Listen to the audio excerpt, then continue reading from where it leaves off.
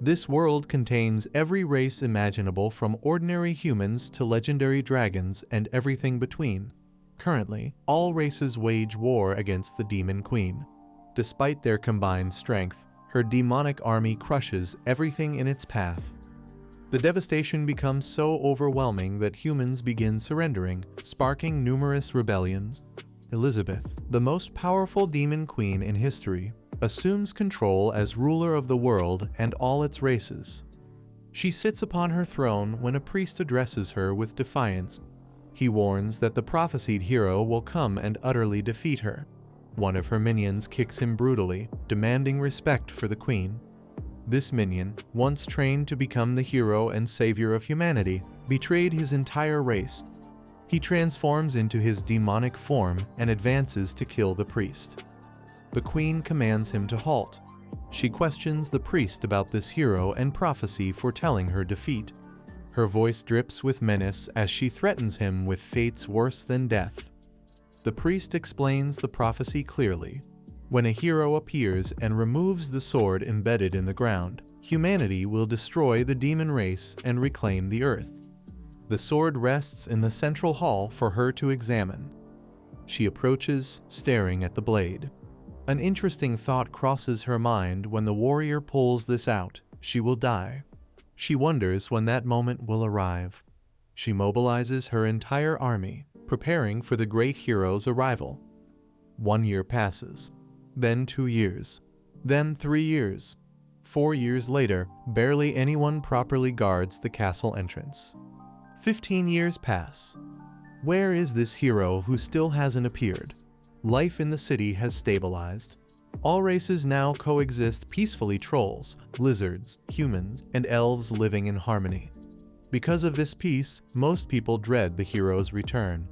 They fear his arrival will spark war, causing countless deaths and forcing them to rebuild the empire once again. A faction opposing the hero's arrival has formed.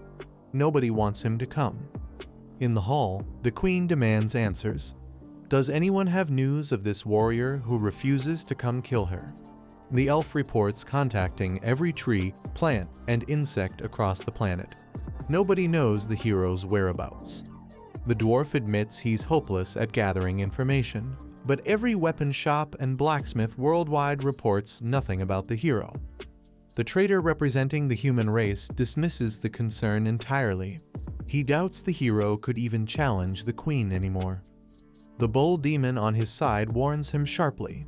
The queen doesn't fear the prophecy, she desires it. She wants the hero to arrive and fight her. He should watch his words carefully, as she's been irritated for 15 years. The elf suggests the prophecy might be false, and perhaps the hero doesn't exist.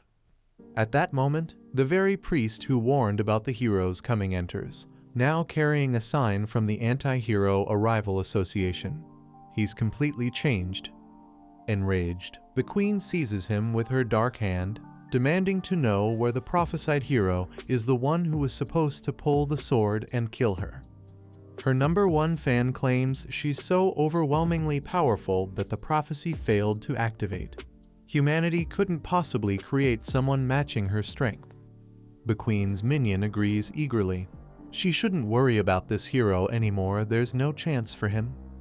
She strikes him with her thick tail, slamming him aside. Pinning the priest against the wall, she demands the hero's location. She's reached the pinnacle of power, but she must kill him. Otherwise, everyone will think she fears the prophecy. She studied every power on the planet, mastering the magic of World's End just to face him. So where is he? She stares at the sword intently. If he won't come to her, she'll go to him. She begins pulling at the blade. Everyone watches in horror, begging her to stop. The sword was created to kill her specifically. Energy explodes violently around the chamber. Sweat beads on the queen's face as everyone is thrown back, forced to shield themselves. Another surge of power erupts, obliterating the entire castle.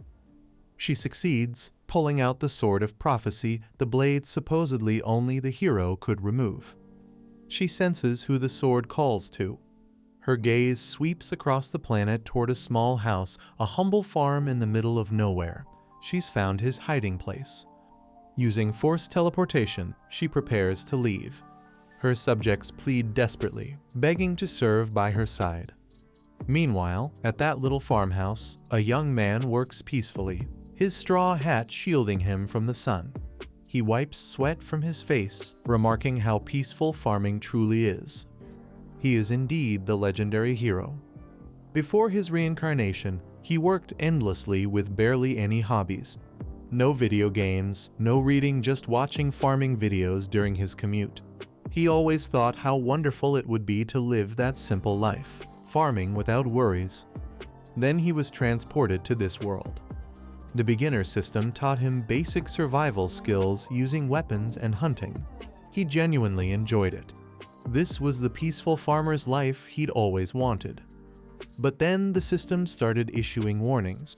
Congratulations on completing the beginner stage, now start your adventure.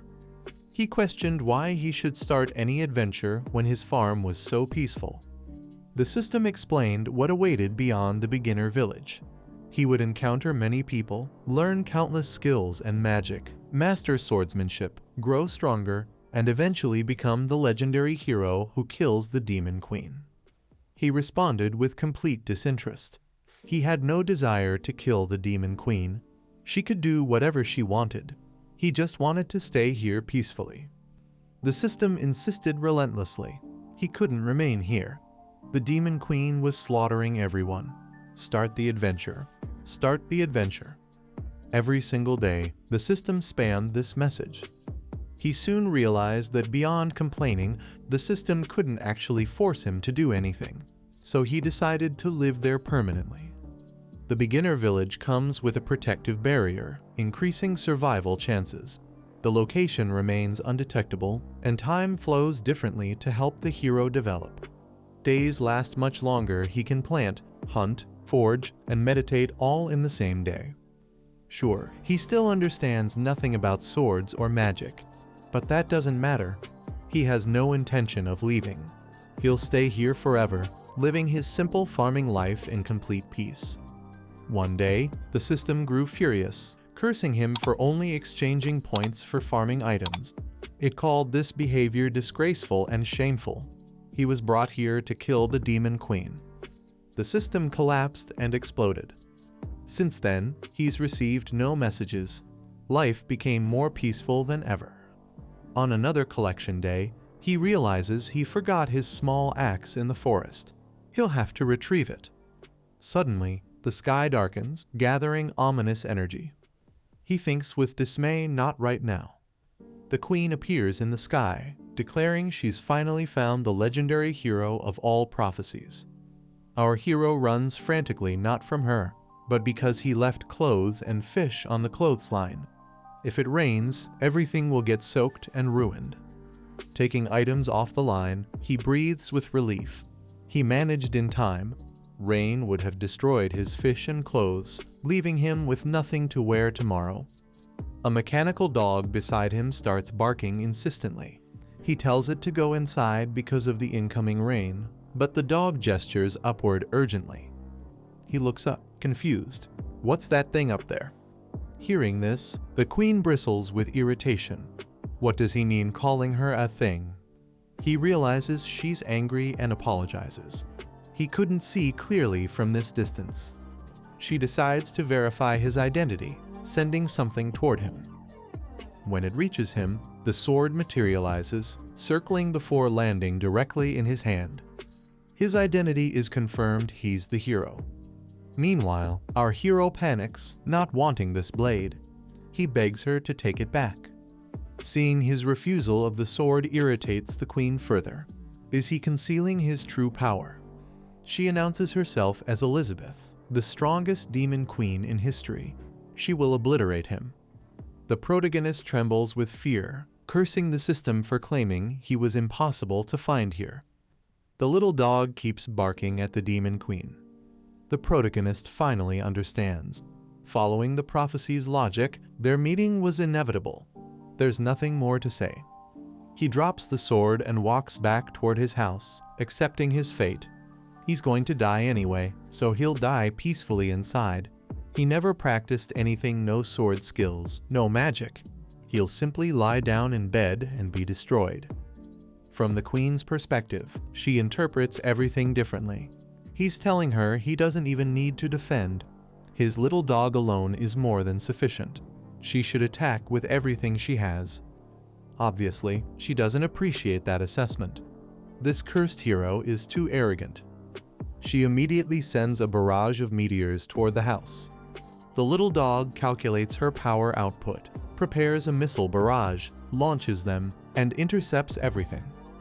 Witnessing this, the queen thinks she didn't expect the legendary hero to be so arrogant, relying on an advanced magical construct with consciousness. But in her presence, everything is inferior. The sky turns purple as she prepares devastating power, announcing she's tired of games. The little dog calculates again, conjuring a black sphere and launching it toward her attack. She commands it to stop being disobedient. That power was meant to destroy the entire continent. When the black sphere touches her magic, it transforms into a black hole, absorbing all the queen's power instantly. Staring at the house, she's baffled. Her magic disappeared completely. What did he do from inside? The protagonist lies on his bed, simply waiting for death. The queen descends from the sky to fight the mechanical dog. It seems she underestimated it. She unleashes her maximum power 100%. The dog prepares missiles again. A massive explosion rocks the area. Meanwhile, the protagonist sleeps peacefully inside. After some time, he wakes up, wondering if he's dead yet. Strange, he's still at home. Curious, he decides to look outside. Hesitant, he approaches the door, afraid to find the queen ready to kill him. He peeks out cautiously. There she is, holding the completely destroyed mechanical dog. Our protagonist calls out the dog's name Kai. The queen responds mockingly, apologizing for destroying his precious magical tool completely. Our protagonist stammers, asking if they can talk. The queen agrees right after she kills him. Internally, she can't believe the situation. How did that magical construct force her to use all her power? Is this the queen's end? She faints, collapsing to the ground. Our hero rushes to help, asking if she's okay. Her armor's deactivation begins, the magic sustaining it fades away. Everything covering her starts disappearing. Our hero obviously gets a nosebleed as expected. Later that night, she awakens in bed, handcuffed. Noticing her restraints, she thinks with fury, how did she, the legendary Queen Elizabeth, the strongest of all millennia, get defeated so pathetically? Worse, instead of killing her, he imprisoned her. All of this just to display his power. She tries breaking free but can't. These must be another legendary level tool she's never encountered. How much more power does this legendary hero hide from her? Looking around, she notices chess pieces and playing cards. She's never seen any of these before. Apparently, this hero is far more treacherous than she imagined. She really underestimated him. Our hero enters the room carrying snacks. She looks directly at him and declares that if he wants to kill her, he shouldn't expect her to beg for mercy. But our protagonist only thinks about how troublesome this queen is. She's too powerful. This is his only way to survive. He tells her gently, can't they talk? He put these handcuffs on her purely as a precaution because he's terrified of her strength. She's formidable. The queen feels confused, sensing she's being underestimated. He suggests they had a misunderstanding. He'll remove the handcuffs so they can talk peacefully. From her perspective, she interprets his words completely differently. He's apologizing for her not realizing from the beginning the vast difference between them. He thought she was strong enough to challenge the hero. Now he's releasing her so she can realize her helplessness and obey everything he commands. She thinks bitterly this arrogant fool dares threaten the demon queen. He announces he's ready and removes the handcuffs, demonstrating he can't do anything against her. Let's talk. The queen feels frustrated. She underestimated him far too much. As strong as she is, she must recognize when to surrender. But he will pay dearly for this arrogance in the future. Our protagonist leaves the room trembling, telling her to rest now. Our hero breaks the fourth wall, addressing the audience directly. You must be wondering why he didn't kill the Demon Queen. He's read the books of this world. It's extremely common for demon queens to revive immediately after death. If he kills her, she'll simply return. The only way to resolve this conflict is by ending the conflict itself. There can be no more fighting between the queen and the hero. As long as he's not a threat to her, he'll become her friend and live happily ever after. The hero laughs like the Joker.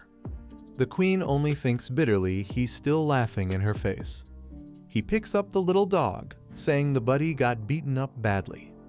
Seeing this situation, the queen comments, so this is his most powerful magical tool.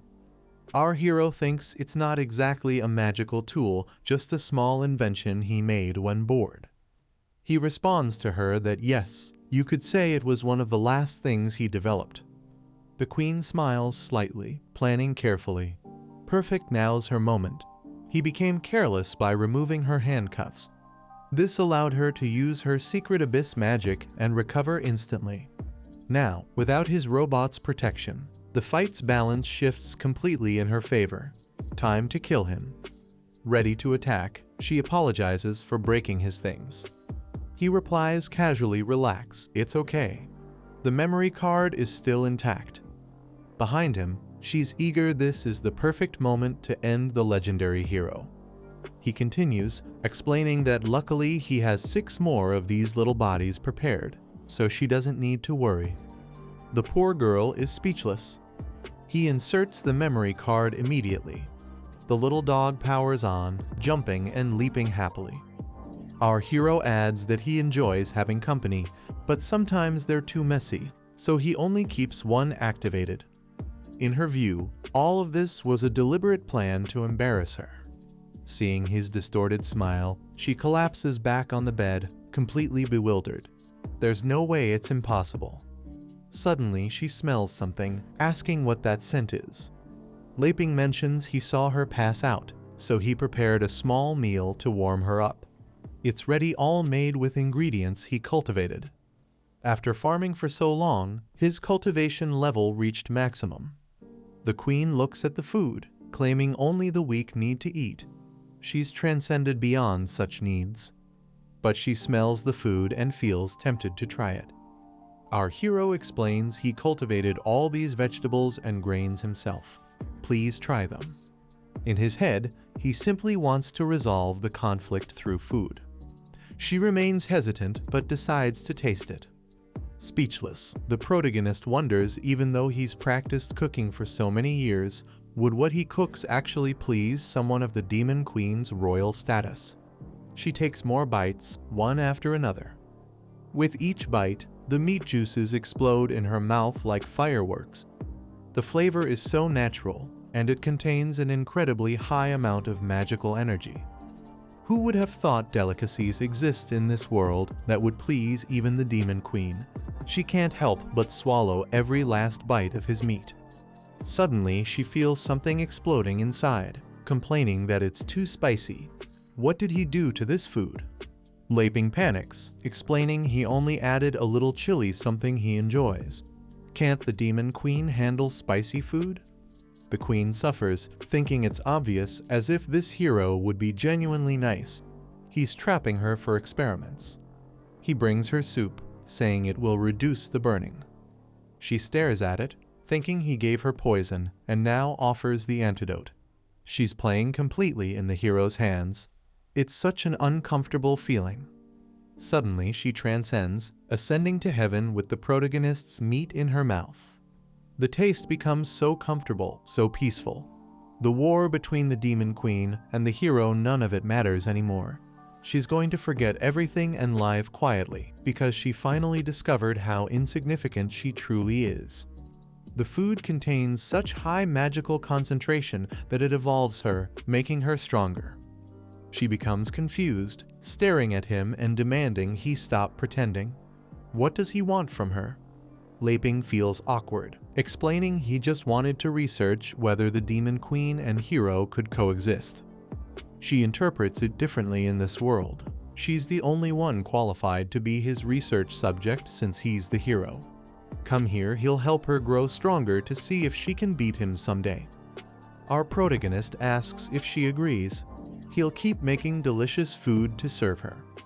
The queen loses her mind internally, thinking a knight may die but never endure such shame, especially her, the demon queen. She's certain the protagonist's plan is to strengthen her to see if she has any chance against him. Thinking this through, she turns, walks to the bed, stands up, and announces her agreement, but with two conditions. First, she's not doing this because she fears him, but because she wants to reach the pinnacle and become the world's strongest. Laping feels confused. The demon queen, doesn't she realize she could kill him? She continues second, as long as she's here, don't think she'll bow her head. She will never submit to him. Her dignity as the great queen must never be violated. If it is, even if she must sacrifice everything, she'll destroy him. Our hero feels embarrassed, agreeing quickly. Let's be friends and stay close to each other. She gives him a stern look, saying it's acceptable if he wants to conduct research. Feel free. And another thing, if there's anything tasty, give her some. Our hero agrees readily. 1 year passes. Our protagonist uses the legendary prophecy sword to chop wood, thinking things have become somewhat complicated. After the queen forced her way into the house, he lost the camouflage hiding the house from the world. The monsters constantly passing by don't seem easy to handle. Obviously, when they sense the queen's presence in the house, they don't dare attack. The problem is, he imagines as soon as the queen leaves, he'll probably lose his house. From inside, the queen screams angrily, demanding why lunch isn't ready yet. In our protagonist's head, he can't let her escape. He needs her protection. Meanwhile, in the living room, the queen watches high-quality content. After eating so much this entire year, she's gotten chubby. She complains about being tired of watching these same recordings. Doesn't he have anything more from that system? Laping responds that he's told her repeatedly the system has been gone for a long time. Come over here, lunch is made. She thinks about getting up, but instead conjures 2 small wings to fly to the table. Looking at Laping, she asks what kind of poison is in these potatoes. It seems the more she eats, the lazier she becomes. She ponders this guy is using delicious food to paralyze her with this slow-acting poison and leading her toward total depravity with these extremely provocative images. Laping tries explaining that these potatoes simply have many calories. Eating a lot makes you gain weight and feel lazy. She looks down at her belly, then conjures magic there, converting all the belly energy into magical energy, transforming into incredible fitness. The protagonist is impressed. Can magic be used this way? She stares at him, laughing. Another of his tricks failed. Is he disappointed? Laping tells her yes, very disappointed. Now let's eat already. She looks at the table. He announces today's food is perfect, he won't hold back. He starts eating. Laping lets words slip as much as she eats. He always manages to make more food. Besides, he'll have to get used to it anyway, since they're living like this long term. Her interpretation is completely different. She's still too weak. He'll have to fatten her up considerably before killing her. He gets up, saying he'll get dessert. She can't stand it anymore, thinking this jerk keeps treating her like a pig, feeding her these magical foods. She's evolved more than 10 times just this year. It's impossible she doesn't have enough power to challenge him now. Time for the great decisive battle. But right at that moment, our hero returns with the small pudding, saying here's her favorite.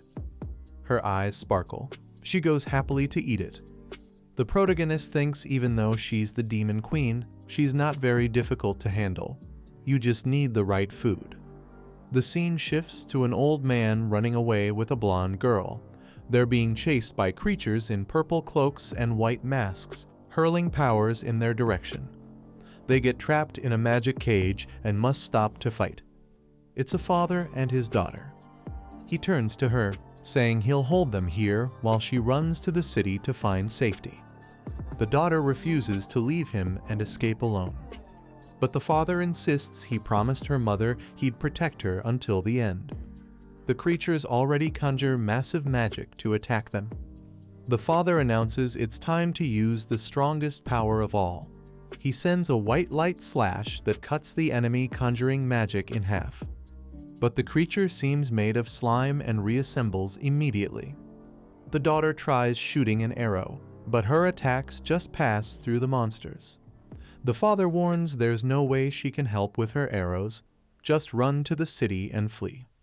The monster comes to punch her, but the father manages to defend.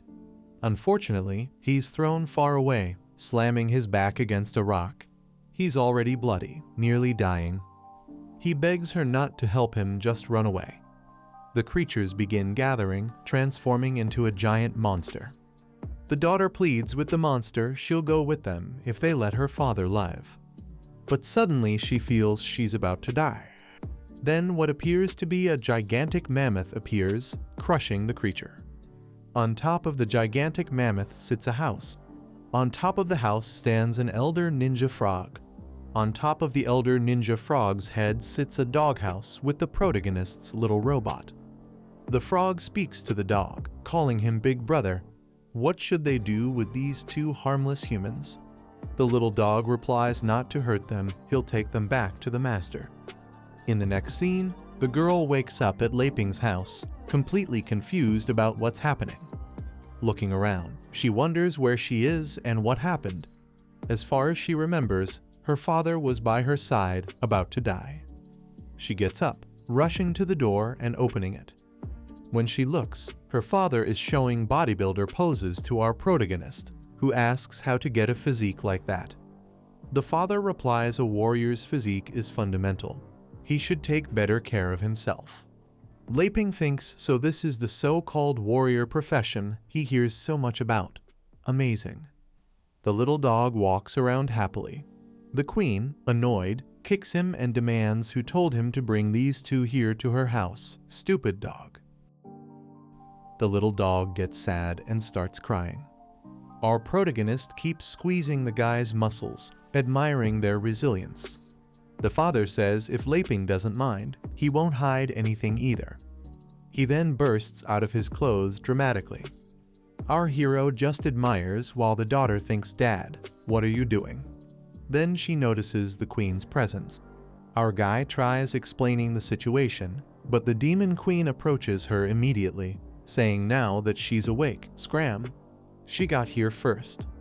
Laping tries calming the situation, suggesting they go inside. He serves some tea, apologizing for not having anything better to offer. It's a rural place, and he does everything himself, so everything's very simple. The boy looks questioningly at his dad. Is this the miraculous potion you mentioned that cured you instantly? Our protagonist feels embarrassed. Calling it a miraculous potion is a bit exaggerated. It's just boiled water with some herbs. The queen is furious on the side. Why did this dog bring these two weak humans here? Is Laping not satisfied with just her? Is she not enough in this house? The father begins explaining the situation, saying he was completely unconscious and vaguely remembers, but he recalls the dog bringing him. When he took a sip of the drink, he transcended instantly and was completely healed, becoming stronger than ever. If it weren't for Laping, he could never see his daughter again. She looks at the tea, thinking, wow, but this is so precious. Can we really drink this? Our hero says adventurers are so humble. Relax, you can drink it, no problem. They thank him and start drinking. Instantly, both transcend, going through a myriad of events ending up in the cornfield, crying on the ground, birds flying in circles, with an alien ship passing by. Both are completely confused. The father instantly advances from a 3-star archmage to 4 stars. The girl advances from a 1-star mage to a 1-star archmage. The father turns to his daughter, saying their level advanced instantly. She agrees, adding that even the elven blood from her mother's lineage was awakened by this drink. New ears grew on her head. She really didn't have elf ears before. The two feel dismayed, realizing how much stronger Laping is. For them, that is unattainable power. They even get demotivated. The protagonist looks over, saying to relax he'll serve another glass. The father cries, saying it's enough, it's okay. The father thinks Mr. Laping is heaven sent. He can't cause any more trouble. Our hero agrees, thinking he wanted to serve different drinks and food. Unfortunately, Elizabeth took and hid everything. If he takes it to serve them, she'll kill everyone. And she's right there, declaring everything here is hers. Don't even think about taking anything else. Our hero lets out a sigh, admitting, yeah, really they don't have anything else to serve. He apologizes. They were attacked, right? What happened? The father explains they were attacked because of the elven lineage in his daughter's body. Her mother was a great saint elf. However, her husband was of the human race, and for elves, it's forbidden to marry any other race. So the protagonist asks, oh, so the elves are hunting you down? The queen interrupts, saying stop lying.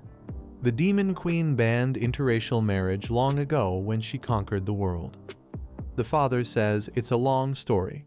Since her mother had to return to the elven place, he had to hide his daughter all this time. Laping asks, but even so, do they know where you are? How do they find you? The father explains that actually, the mother was a sacrifice. Since she returned to the elven tribe, they're no longer being hunted, but now it's the Black Guild of the Demon Kingdom that's after them. Laping looks to the side, thinking demons. The Black Guild? Could it be you? She gets angry, pointing her finger at him. He apologizes.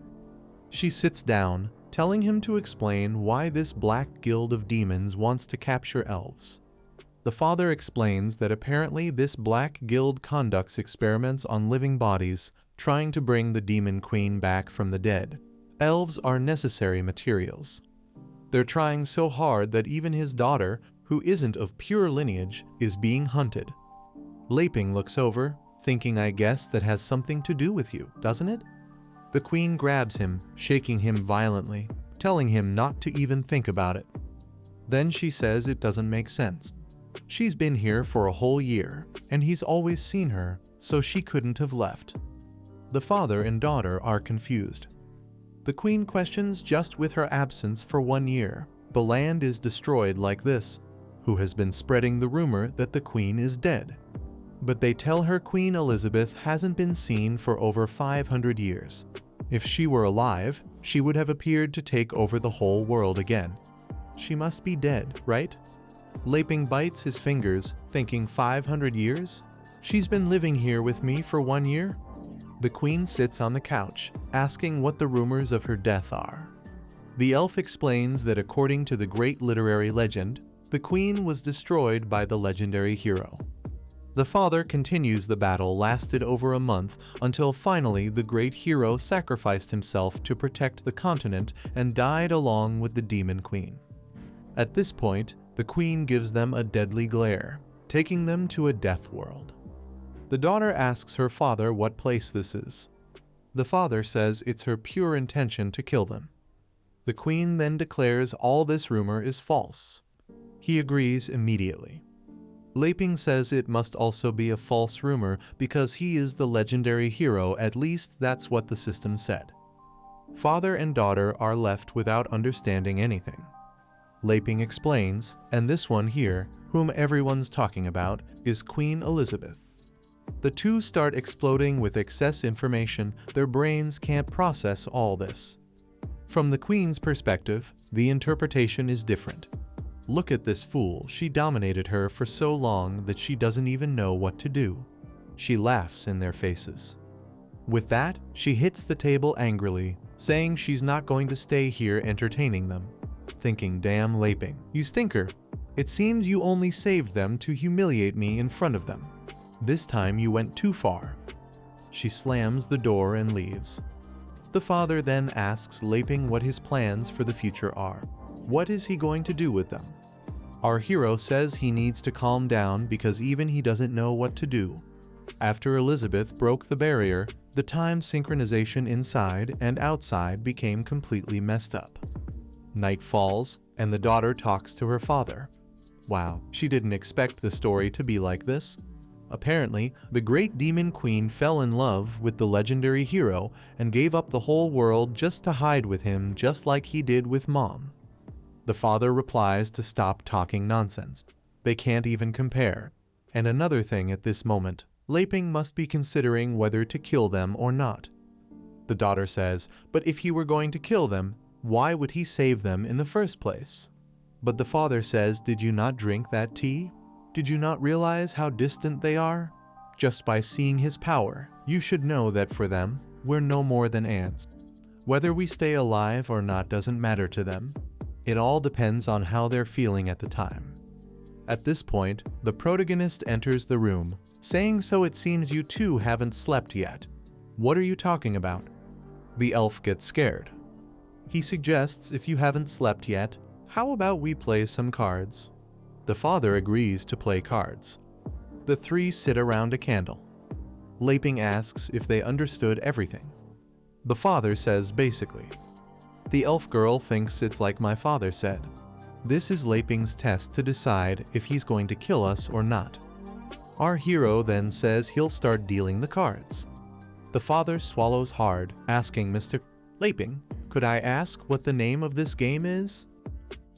The elf girl is terrified because there's an aura emanating from the deck. Our protagonist thinks he can't say they're playing landlord. People in this world won't understand those words. He knows what to do. Then he says the name of this game is Dragon Battle. Surprised, they repeat Dragon Battle. Elizabeth, who is nearby in disguise, also gets confused. Dragon Battle. What does he want to do with them? Laping explains you two brave heroes have to join forces to defeat the dragon. They'll decide who the dragon is and who the heroes are based on the cards they draw. The father and daughter stare at each other, both thinking this is definitely a test. He says, I'll start dealing the cards now. Remember, choose very carefully. Laping pulls his hand, he'll look at his cards first. The father looks at his daughter, saying they can't hesitate now. Draw your cards. She draws a card, and the two are taken to another dimension. The poor girl staggers, leaning on the ground, thinking this isn't good.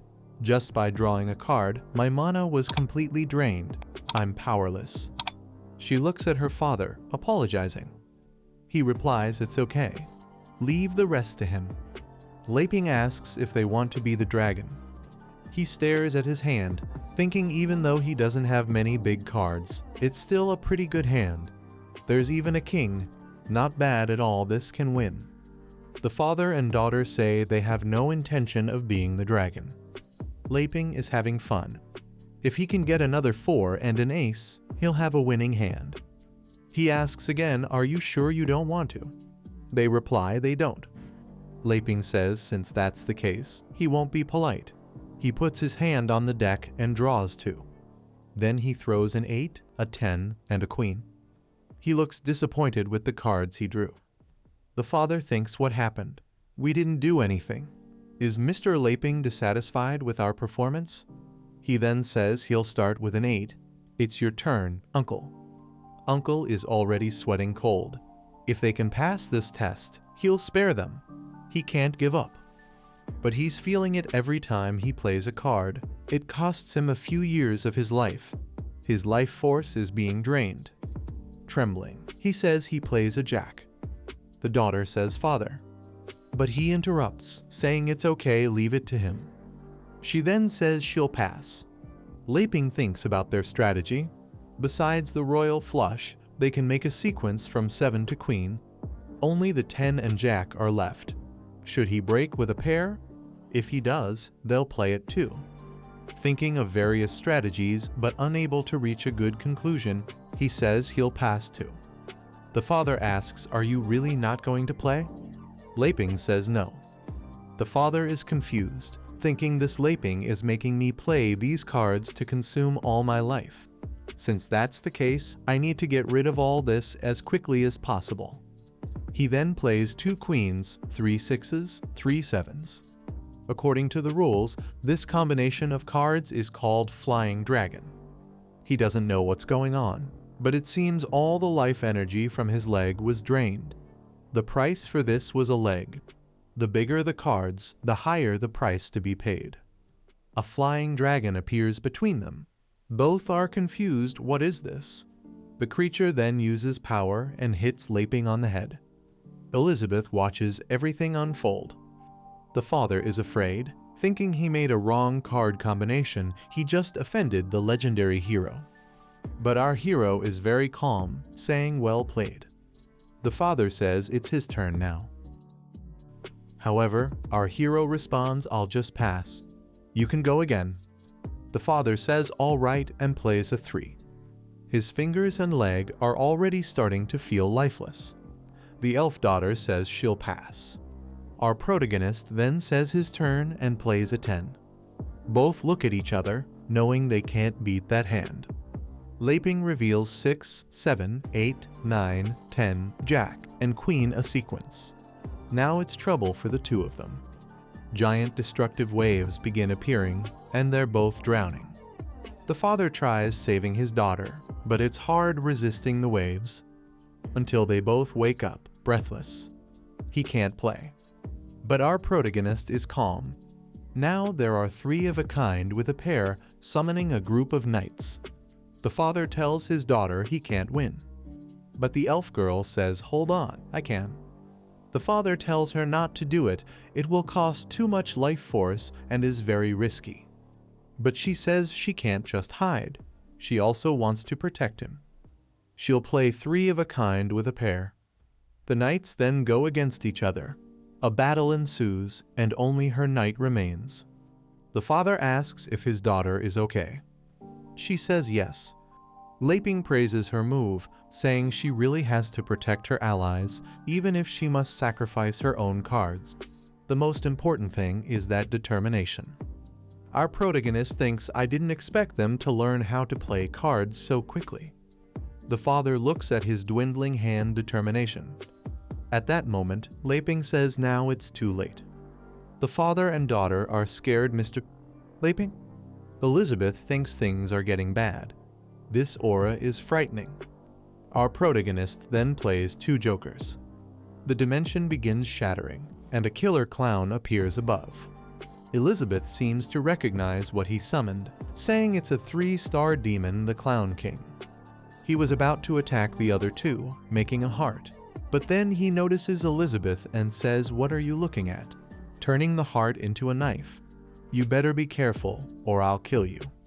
Elizabeth tries defending herself. Who do you think I am to belittle?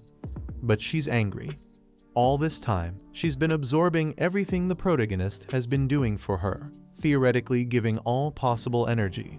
She just reached the 3-star level. But this creature Laping summoned is a 3-star demon. She's confused. How can he summon something of the same power level as me so easily? The father looks at his daughter, saying, Elif, I'm sorry, but I don't have this power. It's okay, Dad. How can you blame yourself? It's all my fault. I annoyed Mr. Laping. The poor man is spitting blood, saying his life force is being drained. Laping sees him spitting blood and asks Uncle, are you okay? Thinking, wow, I don't think his injuries have healed yet. He sees the old man's hand that had 3 3s and 4 kings, saying, wow, he could have won a long time ago. He was just letting me play with him. Man, I was so naive, thinking I was good. It seems he just disrupted his rest. With that, he says it's all right and takes all the cards. The dimension dissolves along with the demon. He stands up, apologizing for causing trouble. The father and daughter can't understand the legendary hero, but they're relieved to see they're still alive. Elizabeth is angry, thinking, ugh, that ridiculous Laping. He pretended to want to play cards with those 2 just to take advantage of this opportunity and hit me with that clown. The next morning, the 2 are leaving. Laping says, Uncle, do you really not want to stay a few more days? The fruits I planted are almost ripe. He bows. We can't disturb you anymore. Mr. Laping has already been very charitable and gracious. We will never forget. Our hero is a little embarrassed, saying it wasn't that serious. The father says, don't worry. After we leave, we won't tell anyone about what happened here. The elf girl holds a gift in her hand, asking Mr.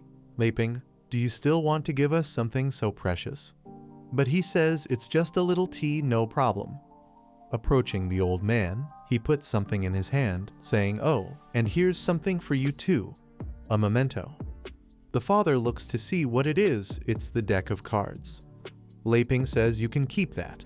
My card skills are very bad. I'm not cut out for this." Then Elizabeth appears, saying, "Hey." He looks at her, and she just opens her mouth. "Go ahead, get out of here." They both run away immediately. Laping is left somewhat confused. She enters. Well, now that everything is back to normal, it's time to make some food for this queen. Our protagonist simply agrees. The father and daughter are running as fast as they can. The daughter asks her father to stop, she can't take it anymore. But he tells her they can't stop. First, there was that legendary card test game, then a threat from the Demon Queen. Then he remembers the night before. The two of them were in the room when suddenly Elizabeth appeared and cut off their heads, saying, "I, Elizabeth, command you two to leave this place tomorrow. You must not reveal any information about this Demon Queen and the legendary hero to the world." The two replied, "Yes, Your Majesty." The queen explained, "If you have any plans to go against this queen, your head will be destroyed immediately by the curse on your neck." The father then tells his daughter, who would believe that the truth of the story is that the great hero Laping grew tired of the world's conflict and didn't want to cause harm anymore. At that moment, the daughter says, "Wait, isn't this place familiar?" He takes a look. "Huh? Did we run this far?" The little dog nearby thinks bringing them here should be enough for them to stop bothering the master and that evil woman. In fact, they didn't run that far. The little dog just grabbed the two and took them on a rocket ride. The daughter then says, "Are the bodies of the Black Guild apostles still here?" The father starts looking around. There must be several types of high-level demons nearby. We have to get out as soon as possible. The little dog looks at something approaching, thinking, "What is that?" "Whatever, I'm going back home to keep being beaten by that wicked woman." Those who felt sorry for the little dog being beaten up now know he quite enjoyed it. In front of the two, a legion of shadows appears. One of the demons that appears lets out a "he," and the others follow with a "goo." The father says, "I recognize that one.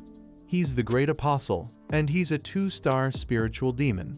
Besides, there are several 4-star and 3-star spiritual demons, while the father and daughter are just 2 great mages of 1 star. She grabs his arm, saying, "Dad, the difference in strength is too great. Leave me, you can escape." But the father is now motivated. "I know the difference in our strength is really huge. But after seeing the realm of those two, these apostles here are nothing. Your father used to be called the Iron Heart of the Hero." He points the deck in their direction, daughter. The demon is scared. The father says, "Since your mother returned to the elven tribe, your father has been taking care of you and being cautious. But I was wrong. Escaping won't solve the problem. If we can solve this, I'll take you back to the tribe and go after your mother." He activates the card invocation, Descendant of the God of the 4-card arrow. An elf appears in the invocation. It's literally her mother. The mother grabs a giant bow and arrow, sending it toward the creatures. Upon contact, the creatures are instantly destroyed. Everyone is being evaporated. The great apostle tries holding onto the arrow and seems to do so effortlessly, but the arrow in his hand continues gaining strength.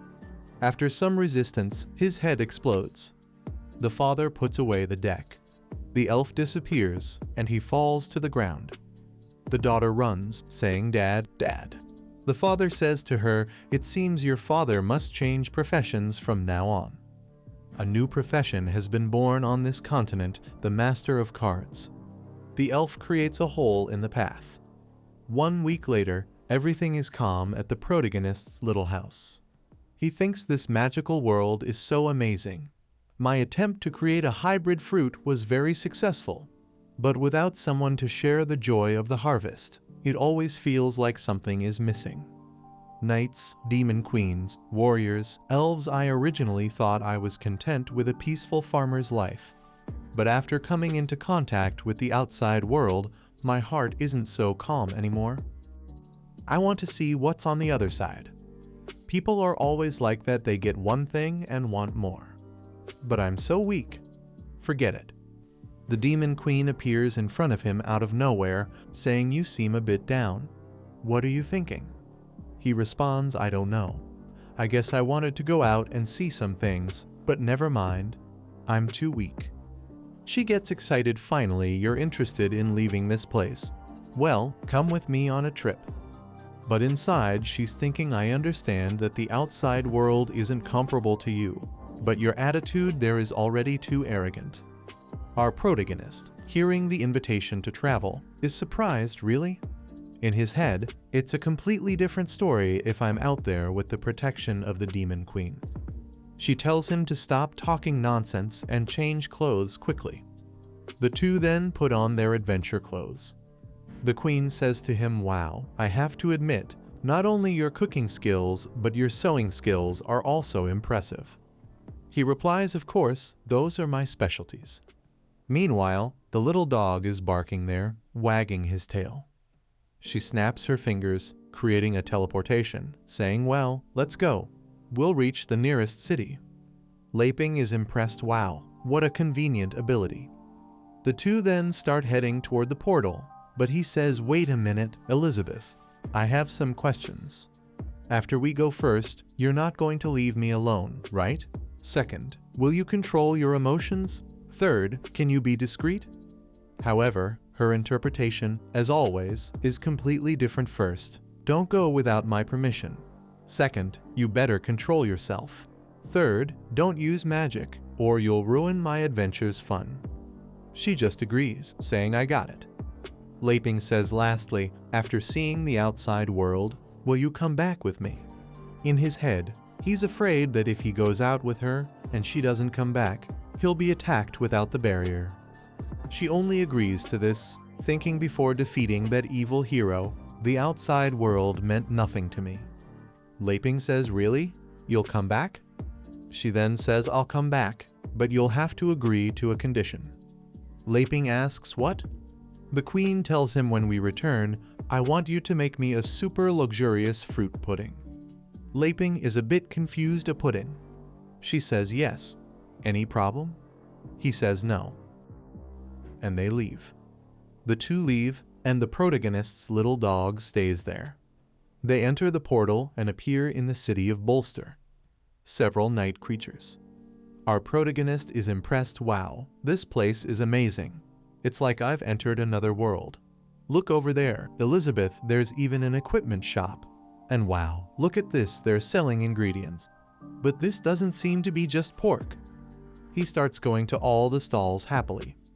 However, Elizabeth is thinking 500 years have passed here, but it seems the changes weren't that significant. Our protagonist, looking around, thinks, This doesn't seem chaotic at all compared to how the old man described. She's feeling proud. This is because I established a very strong foundation here during my reign. In the original world, various forces were in conflict, and the situation was chaotic. But I used my absolute strength to suppress everyone and established a set of rules that made everyone treated equally. So I was the one who really saved the world, not the so-called legendary hero. After this speech, she looks to the side at the so-called legendary hero. He's more interested in a little girl they're selling teddy bears to.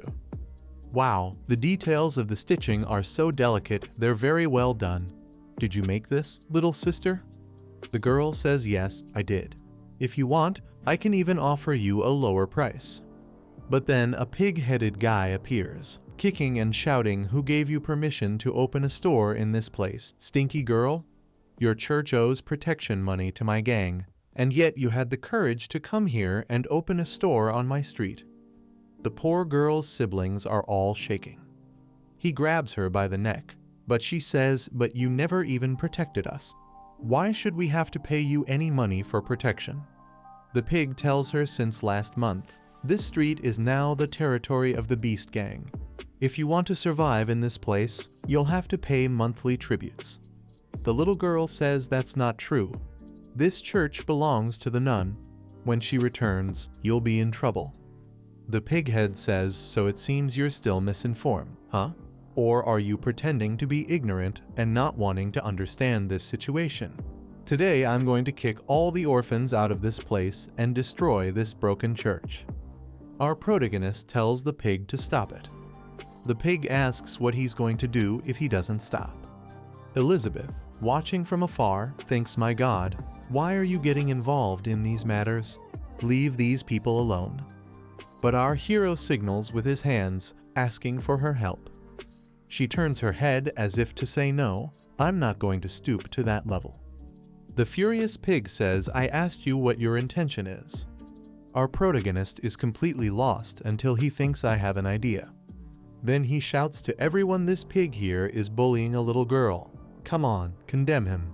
But everyone in the city pretends not to see or hear anything. The pig, laughing at him, says, did you really think anyone would be against me? My God, buddy, this is Beast Street. Judging by your clothes, you must be a foreigner from the south, right? That woman next to you isn't half bad. Our protagonist tells him to calm down, let's talk. I have some local spices in my backpack I can share with you. But the pig says enough with the stalling and tells one of his henchmen to beat this guy and take that woman to the gang. But that was the biggest mistake he could have made. Elizabeth asks, do you really think you're qualified to capture me? You've stepped on a tiger's tail. The skies begin darkening, and the pig is confused, huh? Why did the skies change? What's happening? Laping tells her to stop, don't do this. You'll destroy the entire city. He's waving his hands there, please calm down. At most, just give them a little scare. There's no need to fight. They're ordinary people, you know? Elizabeth says, I'll spare him because of you. Seeing everyone's magical power there, you can see that Elizabeth's is much greater. The little girl with glasses can see that. Suddenly, it starts to rain. The pig is scared. He stares at our duo, saying, you two, are you going to try to protect the church and these orphans? Our protagonist just wants to fix things, how about this? Tell me, how much is the protection money? The pig answers, it's 10 gold coins for 2 months in total. Elizabeth then loses her temper, saying 10 gold coins, and you're causing all this chaos? You really are an idiot. Our protagonist goes to her and asks, you must have a lot of gold coins, right? She replies, stop messing around. I have so many treasures that I can't even count. Laping says, how about you lend me some? I'll sell some vegetables later at home and pay you back. Angry, Elizabeth asks, are you trying to use my food to trade for these useless things? I won't accept that. Besides, I had no money when I met you. The pig is brave, saying, so do you guys have any money? Laping says, we really don't have any gold coins. Can I use some local products from my backpack to pay for it? The angry pig refuses, are you kidding me? Enough of this. But suddenly someone throws a bag of gold coins at his face. The pig asks who did this crap. But when he looks, there's a lot of gold. Then a knight appears. This guy really lives up to the name of a knight. He looks at the pig and says, stop bothering my friends and get out of here. You've received your money. The pig says, so now the knight in shining armor is coming, huh? Okay, I'll let this one slide. I'm going, but you won't be so lucky next month. The little girl then thanks everyone there. Our protagonist thanks him, saying, I brought some fruits. You can have them if you don't mind. The knight suddenly says, I wanted you to be my partner in something, staring at Elizabeth. The little girl is there, confused, partner, what can I help you with? Elizabeth crosses her arms and says, I'm not interested. Let's go, Laping. But our hero tells her they can't do that. He just helped us, let's at least see what he has to say, right? The girl then says goodbye to the other orphans, saying she'll be back soon. They're about to enter a bar. I don't know how he's going to sit in the chairs with his horse's body. The knight tells them not to pay attention to anyone. Elizabeth angrily says, it's all your fault, Laping. You insisted on bringing me to this terrible place, and I'm wasting my time. Our hero ignores her. The knight then says, we've arrived. When he opens the door, a bunch of girls cling to him. Our hero is confused when he hears the guys say they are his wives. He's then preparing some tea, saying, well, let me introduce them to you. The first one is Gacha, and her profession is a shield warrior. This one here is the assassin, lol, and the mage, glee. The guy literally gathered a bunch of wives to make a perfect group for going into the dungeon. This guy is Elon Musk when it comes to productivity in the fantasy world. Lastly, there's Jillia, she's an incredible elven archer. Laping asks, so she's of the elven race.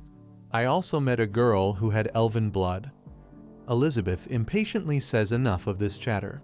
This is a waste of time. What's the deal you wanted to talk about? We need to leave soon.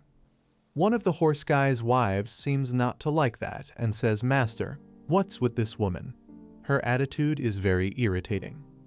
Elizabeth stares at her and says that's how a queen should act. Do you have a problem with that? The assassin says that Elizabeth is quite funny, even calling herself a queen. Master, is this girl's brain functioning? Look at the shape of her ear, she probably has a mediocre lineage with a little elven blood. What is she doing in front of me? I personally advise this woman to be quieter.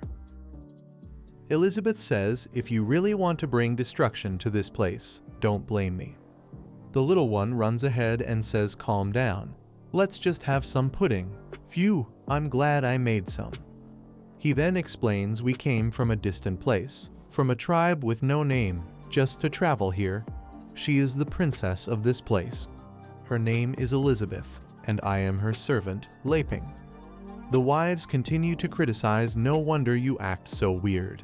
Apparently, you're the princess of a place that has never even seen the world. Your name is Elizabeth, you must be from a terrible place that worships that demon queen, right? Our hero asks them to stop, let's take it easy. She's still adapting to cultural differences. The knight then says, well, let's talk business. I want to invite you three to join a treasure hunt in a dungeon. But he's thinking that demonic aura she emitted on the street is not something a queen of an isolated tribe should have. Could it be? Laping is curious, a dungeon with treasure. Then he asks the girl next to him, do you know what that is? She explains dungeons with treasure are dimensional spaces created by ancient magical entities. They usually have a lot of valuable things, but they're all very well hidden. Laping says he understands. The knight says that's right, and I spent a lot of money and effort to get the information about this place. However, the condition is that to open the barrier, we need at least 8 people. Our hero then says he understands you just need someone to complete the numbers. The orphan girl starts counting 1, 2, 6, 8. Wait a minute, is there any way I don't have to go?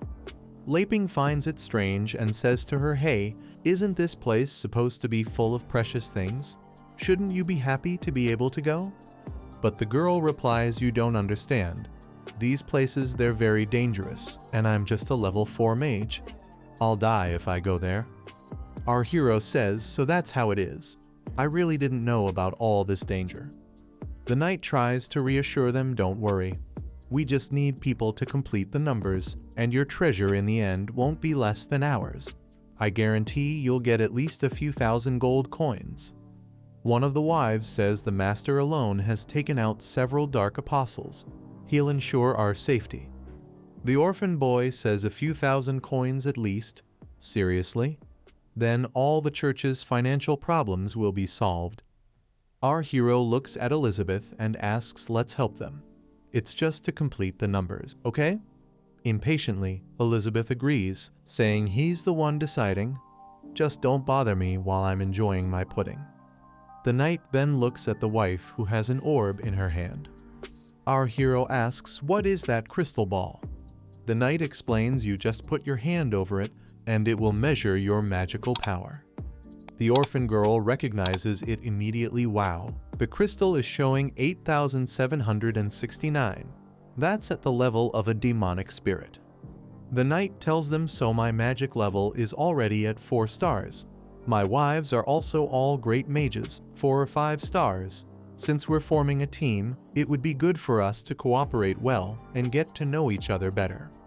The orphan girl then places her hand on the orb, and it shows 300. One of the wives says 300. I had a higher value when I changed professions for the first time. The girl apologizes, saying her level doesn't go up. Our hero says I want to try to. He thinks to himself, well, I never learned magic during all these years, but I'm the so-called legendary hero. My potential shouldn't be that low. He puts his hand on the crystal, concentrates, and it shows 0. The knight is even confused 0. Even for a pure martial artist, it shouldn't be like this. Our protagonist hits himself in the face. Oh, what was I expecting? I've been farming all this time. Obviously, I wouldn't have any magic. He sits down and says, I'm done. No magic in this life. The assassin woman says, what are you going to do then? Apparently, you're useless, right? Laping replies, I'm pretty good at farming. Speaking of which, these fruits I recently harvested, you can even try them. The wife thinks, my God, look at this pumpkin. You can keep this trash for yourself. You really are just a servant. The knight says, Princess Elizabeth, it would be nice if you tried to. Laping says, Elizabeth, just cooperate with them for now. She agrees, thinking how annoying. He wants this queen to accompany this game with these ignorant mortals. She taps the orb using her power, and a glow begins emanating, making it impossible for anyone to look at.